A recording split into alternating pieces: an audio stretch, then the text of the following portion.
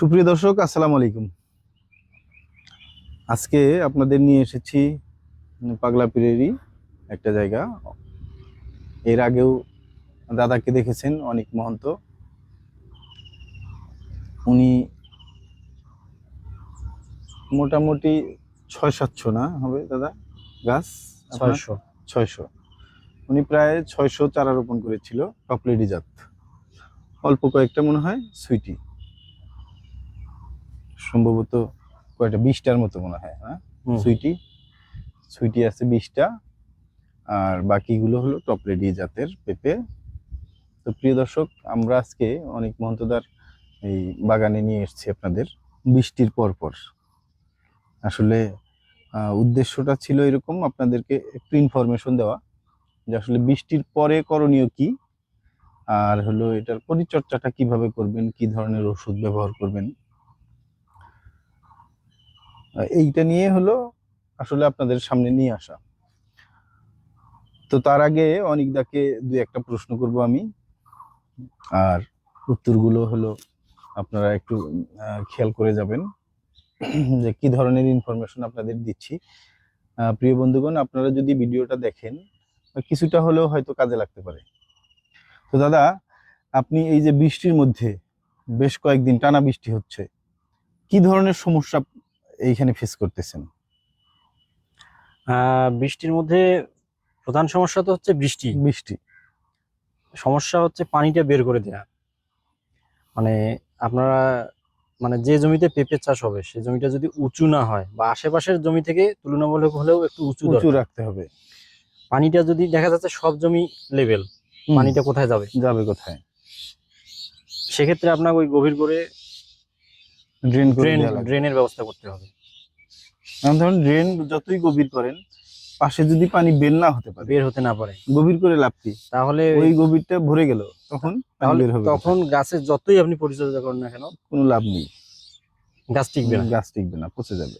এজন্য লাগানোর আগেই চিন্তা করতে হবে যে আমার পানিটা কোন দিক দিয়ে বের হবে। আমরা যখন গাছ লাগাবো সেই সময় মাথায় রাখতে হবে আমার ড্রেনটা কোন দিক দিয়ে হবে, পানিটা যেন আমার সহজে বের হতে পারে। যাই হোক, আপনার এখানে তো পানি আটকে নেই, যেটুকু আছে ড্রেনের মধ্যে অল্প একটু পানি।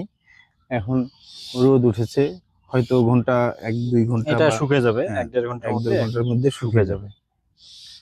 তা আপনার তো এই পানি আটকে থাকার প্রবলেমটা নেই।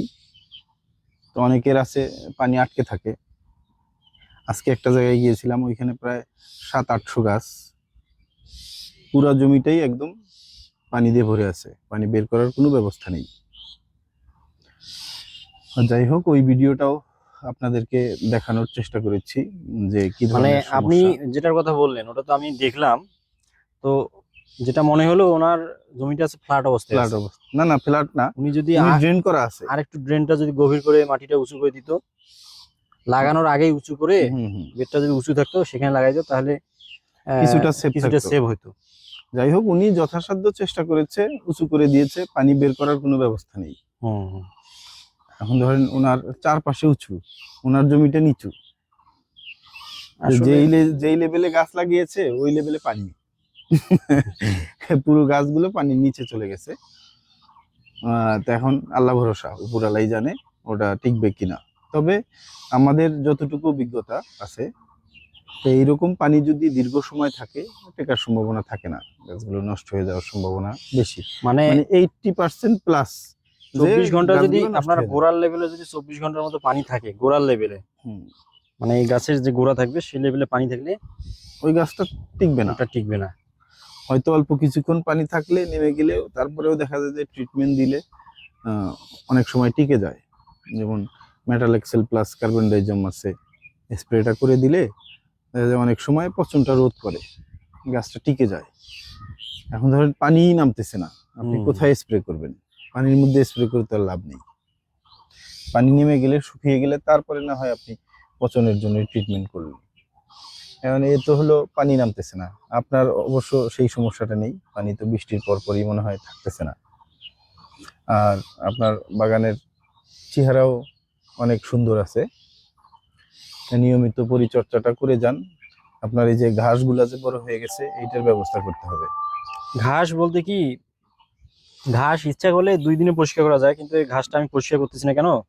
ঘাসটা যদি আমি পরিষ্কার করি তখন দেখা যাচ্ছে বৃষ্টির পানিটাতে মাটিটা আরো বেশি সরে মানে যাচ্ছে, মানে কেটে ধুয়ে দিয়ে যাচ্ছে। ড্রেনটা আমার বন্ধ হয়ে যাবে। তাহলে আপনি ওই পাসুন দিয়ে না উঠে কাঁচি দিয়ে কেটে দেন। এই ঘাস বেশি হলে এখন ওই- পোকামাকড়ের আক্রমণ হবে। এখন আকাশটা যদি এই যে হুম। বৃষ্টিটা একটু কমতেছে, এটা মানে- আপাতত মানে 1 সপ্তাহ এরকম থাকলে সমস্যা নাই। সমস্যা হচ্ছে যে গাছের গোড়ার জন্য পানি না জমে।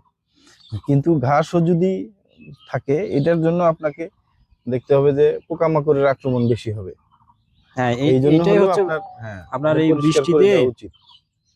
বৃষ্টিতে মানে এই যে পানি জমা, ওটা তো একটা মেন সমস্যা। সমস্যা। আর এর এর এর ভেতরে আবার এই সাইড ইফেক্ট গুলো আছে কি, যে এখন যে ফুলগুলো আছে, মানে আমার অভিজ্ঞতা যেটা বলে, এই ফুলগুলোতে আপনার এই মানে কিছু পোকা আছে, ছোট ছোট পোকা আছে, এগুলো এসে মানে ছিদ্র করে, ছিদ্র করে, ওটা আটা- খুব ফল আটা বের হয়। ছিদ্রকারী পোকা আর কি। ফল তাতে ছিদ্রকারী জিনিসগুলো পোকা। দেখা যায় এটা পচে যাওয়ার একটু সম্ভাবনা থাকে। এই জন্য মানে স্প্রেটা দিতে হবে আর কি সঠিক আমরা টাইমে। আমরা এই জন্য প্রথম থেকেই বলে যাই যে হলো আপনার গাছ আক্রান্ত হোক বা না হোক, 7 দিন পর পর ছত্রাকনাশক, 10 দিন পর পর কীটনাশক, এইটা হুম। হলো চালিয়ে যাবেন। বাগান যতদিন আছে ততদিন স্প্রে করতে থাকেন। না হলে আপনার ধরেন কখন পোকা আক্রমণ করবে তখন আপনি স্প্রে করবেন, ততদিনে দেখবেন যে অনেক আক্রান্ত হয়ে আক্রান্ত গেছে। হয়ে গেছে। বিশেষ করে এই এখন বৃষ্টির দিন তো, এখন একটু ঘন ঘনই পোকার ওষুধটা দিতে পোকার হবে। ওষুধটা দিতে হবে। আর হলো সবসময় সজাগ থাকতে হবে, অন্তত দিনে একবার হলেও আপনাকে ঘুরে দেখতে হবে যে কি অবস্থা, কোনো সমস্যা হলো কিনা, কোথাও কোনো প্রবলেম দেখা দিল কিনা। এ যদি দেখা দেয়, যদি নিজের সমাধান না জানেন অবশ্যই আমাদেরকে ইনফর্ম করবেন। আর আমার তো হলো খুব বেশি দূর না আমি, আর চেষ্টাও করি যে মাঝে মাঝে আসার জন্য, যে যতটা সম্ভব সুযোগ পেলে আসি অবশ্য, এবং আসবো। আপনার যদি সমস্যা মনে হয় একটু ইনফর্ম করবেন, যেভাবেই হোক সময় বের করে চলে আসবো। তো প্রিয় বন্ধুগণ, যেটা বলতেছিলাম যে এই যে বৃষ্টির পর এখন করণীয় হলো, দেখেন একটু আগে বৃষ্টি হয়ে গেল, ওয়েদার ঠান্ডা ছিল, আবার যখন রোদ শুরু হয়ে গেছে প্রচন্ড গরম, দাঁড়িয়ে থাকতে পারছি না, ঘেমে যাচ্ছি। এই অবস্থা গাছের জন্য খুবই ক্ষতিকর। আরো যদি পানি জমে থাকে, আপনার সূর্যের আলোতে পানিটা গরম হয়ে যাবে, এই গরমের কারণে আরো বেশি ক্ষতিগ্রস্ত হবে গাছ। এই যে বৃষ্টির পরে যে রোদ, এটা খুবই ক্ষতিকর, গাছের জন্য ক্ষতিকর। আপনি দেখিয়েন বৃষ্টির পরে যদি রোদটা কড়া হয়, আপনি একটু বাইরে দাঁড়িয়ে দেখবেন যে আপনার কি ধরনের প্রবলেম হয়। গাছগুলোরও এরকম সমস্যা হয়। যাই হোক, আমাদের বৃষ্টির পরে করণীয় হলো বিকেল বেলা, যখন একেবারে আপনার কি বলে 3টার পর, 4টার পর, সম্ভব হলে 5টার পর, যদি ওয়েদার ভালো থাকে, বৃষ্টি না থাকে, তাহলে একটা স্প্রে করে দিবেন। দিলে অন্তত গাছটা পচন থেকে রক্ষা পেল, যাতে মানে পচনটা না দাদা ধরে। এখানে 2টা প্রবলেম, মানে স্প্রের দিক থেকে। এখন তো আমার কাছে মানে ফল আসছে, ফল আসছে, হ্যাঁ, এখন যদি গাছে নিয়মিত স্প্রে যদি না হয় তাহলে কিন্তু ফলটা সেটিং হবে না, মানে ঝরে হবে, যাবে, এটা লেটে আসবে, যেগুলো আসছে সেগুলো ঝরে যাবে, ঝরে যাবে। পরবর্তীতে হবে। আর মেইন সমস্যা হচ্ছে মানে গোড়াতে। হুম, আমি কিন্তু প্রায় ইয়া করি, মানে আপনার গাছের মধ্যে তো স্প্রে করি, তাছাড়া ওই যে গোড়াটা আছে না, এই যে জি জি, দেখেন শেকড় হ্যাঁ গুলো হ্যাঁ, বেরিয়ে গেছে, এই যে এখানে যেমন শেকড় বেরিয়ে হ্যাঁ গেছে, হ্যাঁ, আমি গোড়াটা সাইড দিয়ে করি কি, মানে একটু কড়া টাইপের ওষুধ, যেমন আপনার অ্যামিস্টার টপ, হুম, এর সাথে কার্বনডাজিম, এটা একটু মানে এটা আমি গাছের মধ্যে দিই না, শুধু গোড়ায়। এটা গোড়ায় একটু কড়া করে দেই, যাতে শেকড় গুলো ভালো থাকে, শেকড়ে যেন কোনো ছত্রাক আক্রমণ না করে। হুম হুম, কারণ গোড়াতে মেন সমস্যা, main গোড়াটা যদি সমস্যা, আপনার হ্যাঁ, গোড়া যদি ভালো না সঠিক থাকে, থাকে, গাছ তো ভালো থাকবে না, গাছের দেখা যাচ্ছে ফুল ধরে যাবে, আপনি 1 মাস পর ফল পাবেন, ফল পরের গুলো পাবেন, পাবেন, হ্যাঁ। কিন্তু গোড়াটাই যদি আপনার পচে যায়, নষ্ট তাহলে হয়, গাছই শেষ, তা তো আপনার এই মুহূর্তে গাছ শেষ। গাছ শেষ। এই সেটাই, জন্যই গোড়াতেও স্প্রে হ্যাঁ, করতে হবে। গোড়াতেও করতে হবে, হ্যাঁ, পুরো গাছটাই ভিজিয়ে দিবেন। গাছটা যখন ভিজিয়ে দিবেন দেখবেন যে গোড়াও অটোমেটিক ভিজে গেছে। যাই হোক, আমরাও বলে দেই যে হলো শুধু মাথায় না, গোড়াতেও স্প্রে করতে হবে, কারণ বৃষ্টি হয়ে গেছে, এই সময় যদি আপনার স্প্রে না দেন তাহলে পচন ধরতে পারে। পচন ধরতে পারে মানে ধরবে, ধরবেই। এটা কনফার্ম। যদি ট্রিটমেন্ট না করেন তাহলে পচন ধরবে, পচন ধরা মানে গাছটা নষ্ট হয়ে গেল। আপনার হয়তো 2-1টা ফল যদি ঝরে যায়, দুই একদিন পরে, 10 দিন পরে, 20 দিন পরে, যে আপনি যেমন বললেন 1 মাস পরে ঠিকই আবার ফল আসবে। ফল আসবে। গাছই যদি না থাকে ফল আসবে কোথা থেকে? তো প্রিয় বন্ধুগণ, মোটামুটি আপনাদের একটু ইনফরমেশন দিতে পারলাম যে বৃষ্টির পরে করণীয় কি, আর হলো কিভাবে পরিচর্যা করবেন।